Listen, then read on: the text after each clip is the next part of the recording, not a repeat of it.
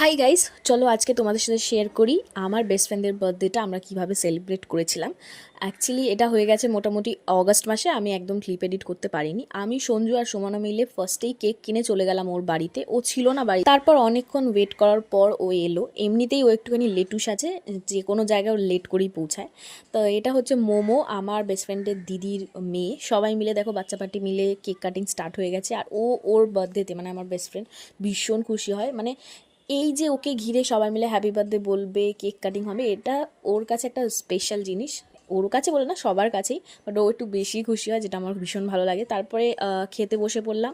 আর যে বাচ্চা পাটিকে দেখো প্রথমে খেতে দেওয়া হয়েছে। ওর মা বানিয়েছিল হচ্ছে বাসন্তী পোলাও আর চিকেন কষা, এত সুন্দর হয়েছিল কি বলবো। তারপরে আমরা তাড়াতাড়ি খাওয়া দাওয়া সেরে নিলাম, কারণ নেক্সট ডে অফিস ছিল আর ও যেত অন্য আরেক জায়গায় কেক কাটিং করতে। তো সেই মতো আমরা কিন্তু খেয়ে দিয়ে বেরিয়ে পড়লাম। আজকের ভিডিওটা এইটুকুনি। ভালো লাগলে লাইক শেয়ার